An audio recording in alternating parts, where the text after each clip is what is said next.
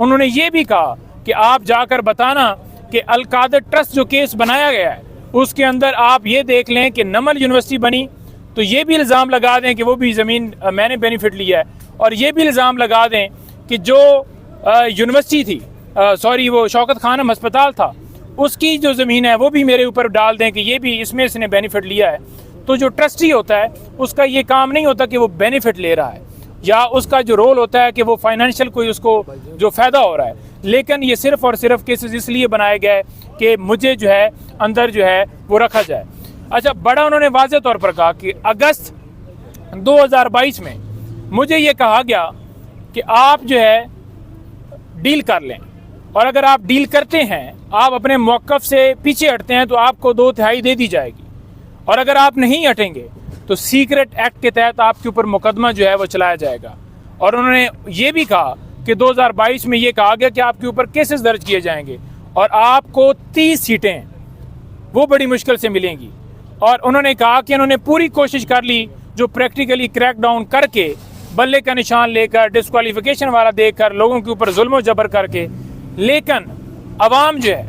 वो इमरान खान के साथ खड़ी है, अवाम उसके साथ खड़ी है। आज आप देख लें कि बल्ले के ऊपर जो हमला किया गया है या हमला किया जा रहा है वो इसलिए किया जा रहा है कि शायद बल्ले का निशान लेकर ये जो है इनको इस तरीके से हराया जाए, लेकिन कप्तान के टाइगर पूरे पाकिस्तान में डटे हुए हैं और इंशाअल्लाह ताला आप हर शख्स को देखेंगे कि वो हर माहौल के ऊपर आएगा। साइफर के ऊपर आपने डील की बात की है तो कौन से मुतालबात रखे गए थे कि आप ये मान लें हमारे साथ डील कर रहे हैं, कौन सी ऑफर्स की गई थी, किस तरह की ऑफर्स थी? देखिए, ऑफर्स यही है ना कि आप हमारी बात मान लें, आप एक्सपोज ना करें, आप जो रजीम चेंज ऑपरेशन किया गया है उसके बारे में कोई बात ना करें कि कैसे ये साजिश हुई। साइफर के ऊपर भी उन्होंने इसी हवाले से कमेंट किए। खान साहब ने कहा कि आपने जाकर बताना है कि जो साइफर था उसके बारे में सादा लफ्ज़ों में उन्होंने बात की। उन्होंने ये कहा कि जनाब ये इस मुल्क के ख़िलाफ़ साजिश हुई, ये इस कौम के ख़िलाफ़ साजिश हुई, और जिन लोगों ने साजिश की, जिन लोगों ने ये सारा काम किया, उनके ऊपर कोई केस नहीं है। जिसने उनको एक्सपोज किया उसको अंदर डाल दिया गया। अच्छा, ये बताएं कि अभी कुछ दिन 3-4 रोज कबल आप ही के एक मौजूदा साथी ने एक प्रेस कॉन्फ्रेंस की पार्टी ऑफिस के बाहर, जिसमें ये कहा पार्टी के टिकट 4 करोड़ रुपए में फरोख्त हो रहे हैं और बैरिस्टर को और ब्लैकमेल भी हो रहे हैं। देखिए, उसके हवाले से वो मरवत साहब के एसोसिएट थे और उन्होंने अपना जो मौक़िफ़ है ट्विटर के ज़रिए ट्वीट भी कर दिया है, इंग्लिश में भी किया है और उर्दू में भी किया है, तो आपके लिए दोनों वर्जन वहाँ पर मौजूद हैं, आप उधर पढ़ सकते हैं। उन्होंने कहा है कि मेरी उसकी कोई भी स्टेटमेंट से मेरे साथ उसका कोई तल्लक नहीं है। अच्छा, एक सवाल है, फजल साहब आपको भी टिकट दे दिया गया है, अलीजाज भुट्टर साहब को भी दे दिया गया है, बड़े बड़े वकला को दे दिया गया है, क्या इतनी स्ट्रगल क्या समझते हैं आप वकला की थी पीटीआई में कि उनको टिकट से नवाजी है? बहुत ऐसे कारकुनान भी हैं जिन्होंने बहुत ज्यादा 9 मई में कुर्बानियाँ दी, उससे पहले पीटीआई के लिए कुर्बानी, वो इस वक्त ही रुपोश हैं, क्या उनका हक नहीं बनता उनको पहले टिकट जारी किया जाता? देखें, बड़ी मैं इसके ऊपर वाज़ेह आपको कहूँगा,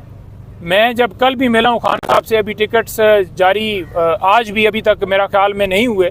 और मैंने खान साहब को बड़ा वाज़ेह कहा, मैंने कहा कि खान साहब आपने जो ILF के दोस्त हैं उनको भी ज़रूर कंसीडर करना है हर जगह के ऊपर, हर सूबे में जो वर्कर्स हैं उनको भी हर जगह के ऊपर कंसीडर करना है, और जो यूथ के जिन्होंने कुर्बानियाँ दी, जो आपके मुखलिस दोस्त हैं, आपने हर एक को देखना है। तो खान साहब को तो बड़ा क्लियर उसके ऊपर मौक़िफ़ था कि बिल्कुल मैं खुद ऐसे ही कर रहा हूँ, मेरी हद तक जो मेरा फ़र्ज़ था मैंने ज़रूर खान साहब से ये इज़हार किया। और रही बात वकला के टिकटों के हवाले से, तो आपको बड़ा वाज़ेह कह दूँ कि जिस जगह के ऊपर खान साहब के साथ लोग खड़े थे जो साबका टिकट होल्डर थे या जिन्होंने जितनी कुर्बानियाँ दी, जेलों में पड़े हैं, या उनके रिश्तेदार जो हैं जिनका मिलिट्री ट्रायल हो रहा है, तो खान साहब को हर एक के बारे में पता है और खान साहब ने उनको कंसीडर किया है। और आपके सामने हर एक का रिजल्ट आ जाएगा कि हर एक के साथ ऐसा नहीं है कि कोई यकतरफा सलूक हुआ हो, ऐसा नहीं है कि कोई ऐसी चीज़ हुई हो कि जैसे में किसी की हक तलफी की गई हो।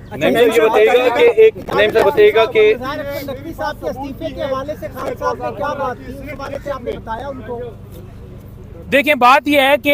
नकवी साहब के इस्तीफे के हवाले से तो कल का कोई नहीं बताया गया, लेकिन उससे पहले उन्हें पता है कि उनके खिलाफ ये सारा क्यों किया गया है, और जिस जगह के ऊपर भी कोई कानून की बात करेगा, आइन की बालादस्ती की बात करेगा, तो उसके साथ मुल्क के अंदर यही हो रहा है। और बजाय ये कि पूरी कौम और हमारे जितने हमारे दोस्त अहबाब हैं, आज आप ये देख भी रहे होंगे ना, बहुत सारे लोग उनके ऊपर तनकीद कर रहे हैं, लेकिन हम सबको उनका साथ देना चाहिए कि किस प्रेशर में आकर उन्होंने इस्तीफ़ा दिया। और अगर जस्टिस जो हैं एडवोकेट नईम पंजोता साहब बताइएगा कि आज की समाअत हुई है, अभी तक समाअत जारी भी है, क्या लगता है आपको कि पीटीआई को बल्ला मिल जाएगा कि नहीं? देखिए, बहुत शुक्रिया जी, बड़ी नवाजिश, बड़ी मेहरबानी, आप लोगों ने मौका दिया।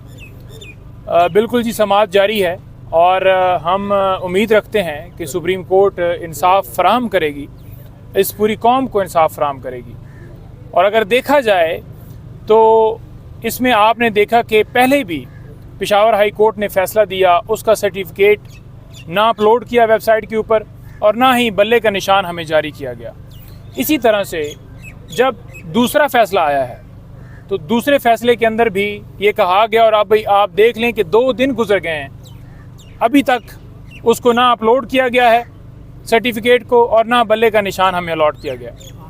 आज आप देखें कि दरखास्तें वापस लेने का आखिरी दिन है, और आप ये भी देखें कि जब दरखास्तें वापस लेने का आखिरी दिन है और टिकटें हमने कल जमा करवानी हैं, इस वक्त तक डिसाइड ही नहीं हुआ कि हम बल्ले से इलेक्शन लड़ रहे हैं या नहीं। तो ये एक इलेक्शन के अंदर एक सोची समझी एक साजिश है, जो कि आपको पता है कि पाकिस्तान तहरीक इंसाफ इमरान खान साहब के साथ उस वक्त से की गई जब रजीम चेंज ऑपरेशन के ज़रिए खान साहब की हुकूमत हटाई गई। हुकूमत हटाने के बाद जो मुल्क की इकॉनमी का इन्होंने सत्यानाश किया, और उसके बाद आप देख लें कि आइनी तौर पर इलेक्शन जो हैं पंजाब और केपी में 90 डेज़ के अंदर नहीं हुए, बल्कि 13 महीनों के अंदर होने जा रहे हैं। और आप ये भी देखें कि वफाक में भी इसी तरह से इलेक्शन जो हैं 90 डेज़ के अंदर नहीं हुए। आज भी मैं इमरान खान साहब से मिला हूँ और उन्होंने बड़ा वाज़िया कहा है कि इंशाअल्लाह ताला आप देखेंगे कि पूरे पाकिस्तान में हमारे जितने उम्मीदवार हैं वो जीतेंगे और इनकी ज़मानतें ज़ब्त होंगी।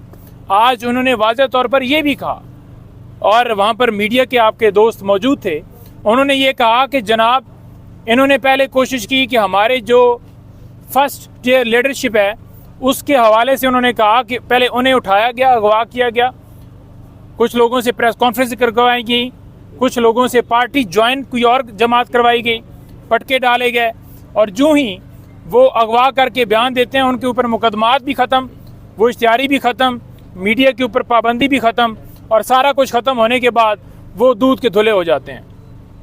तो बात यह है कि उन्होंने कहा कि अमजद न्याजी, इस हवाले से आप लाजमी जो है मीडिया के दोस्तों के साथ बात करें कि आज वो ICU में है। वो क्यों है?